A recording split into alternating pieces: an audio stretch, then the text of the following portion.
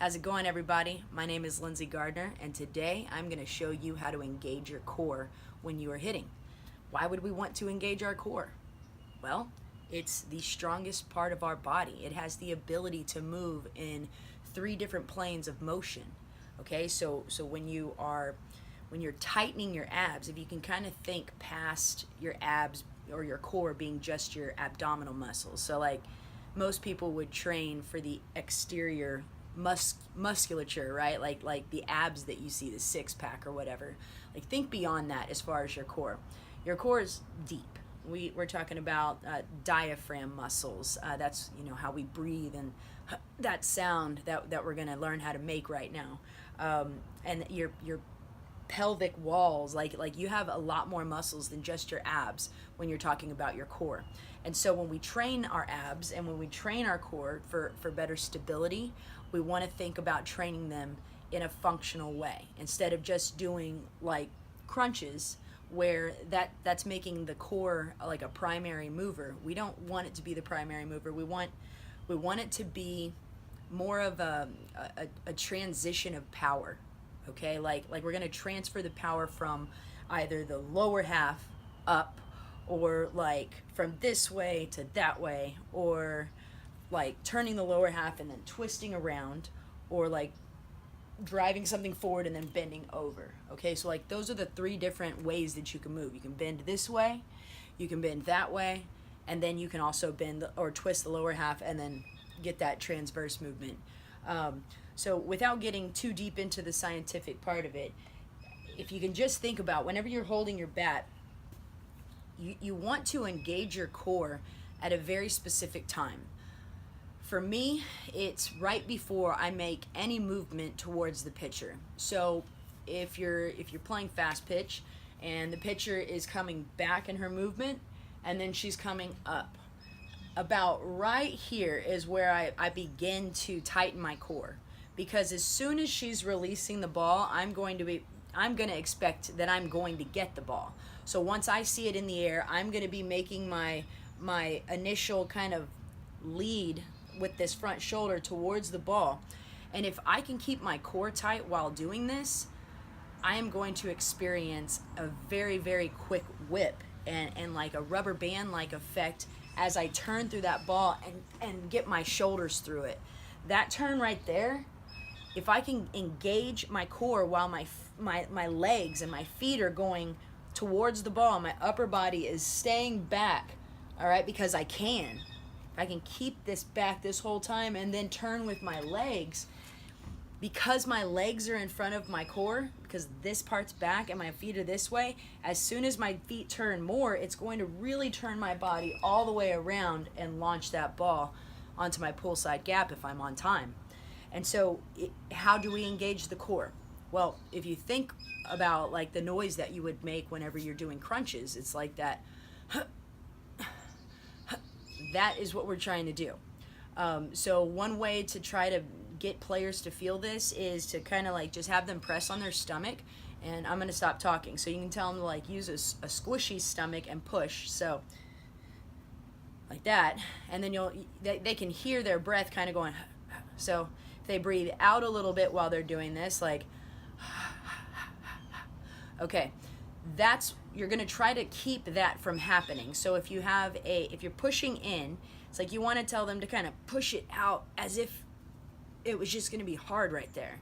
And so then instead of it going it's more it's not really affecting my diaphragm anymore, because it's not going in there. My abs are tightening up and my core is staying strong. And what's going to happen is like what your abs are going to be like is a rubber band. When the legs start going forward, just think about this bottom part being connected to the knee, okay, the front knee, and that this piece goes through my body and it like twists and pulls all the way back to the knob of my back. Okay, so this is going through here into my core and then to my front knee, and it's like I can pull my knee away, and then that's going to begin to stretch from here to here, stretching, and it's literally going to pull me through if I can keep my abs tight all the way to the end of my swing there, and around. Now, you're not likely going to hold it till the end of your swing. A lot of people breathe out as they're hitting the ball. If you can hold it tight at least until after you hit the ball, like I just tell players to hold their abs tight from 1 to 4. Or it ends up being like whenever we're facing pitching, if it's here or if it's overhand, it's like that first movement overhand, the first movement forward, that's going to be 1, that front foot down. 1, 2, the ball should be in your green zone by 2 3/4. Like if you can hit the ball before 3 based on 1, 2, 3, or 1, 2, 3, however fast that is happening, like 100 miles an hour, 1, 2, 3. Like you got to know how early you got to start, and you got to be able to keep your abs tight until 4. If you can think about it, to make it until 4, you'll likely hold your abs tight through hitting the ball, and that's really going to help you get past it instead of stopping your body and hitting through it and kind of feeling like this noodle arm effect. So you're trying to stretch this rubber band and keep it tight the whole time. So if it was like, if I was rotating and turning my body, it would be like I'm starting with one thing pointing forward and the other thing pointing back. Okay? So as I'm turning, boom!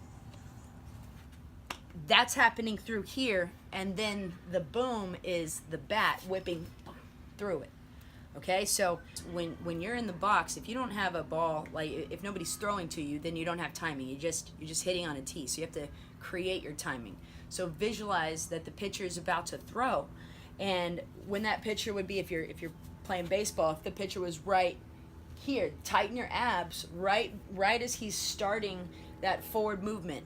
Tighten your abs, tighten the body, and make sure that you're rotated back. This stretch through the core right here is tightening it up, and it's harder for me to talk whenever I do that. So I usually talk from here, and then it'll go, and if you can hold that tight, turn your knees and turn your shoulders because you're turning your knees.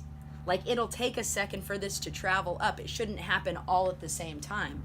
The barrel is coming last because the knob is coming second to last, which means my elbow is coming third to last. Like you can't leave this behind and expect to create whip. Get the elbow in front and whip it like you're gonna chop down a tree. I mean, players won't understand that analogy, but you could just imagine seeing a guy taking an axe through a tree and like turning his body and throwing the axe up in an upward motion and then in a downward motion. Up, down, right? This is the axe handle.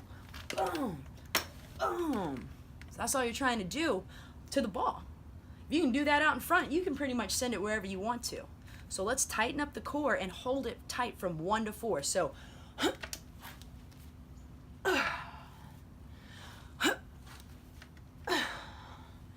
I promise you can add like 50 extra feet on your line drives right now simply by learning how to hold your core tight from 1 all the way to the very end. All right, let me know how this goes for you guys. Send me some videos, like clip it down to 3 swings of you taking some really engaged core swings. All right, go hit the ball to that left center gap and show me that you can do it because you want to, because your brain is telling you that you can make the ball go there. Take some videos, send them to me. I can't wait to see them. Just dig in.